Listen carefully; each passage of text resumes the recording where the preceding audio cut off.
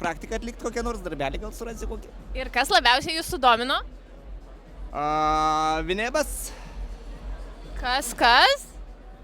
Patinka man visos įmonės, dar neįsirinkau, per visur vaikštau, ieškau, žiūriu, dar ne pabaiga, žinokit.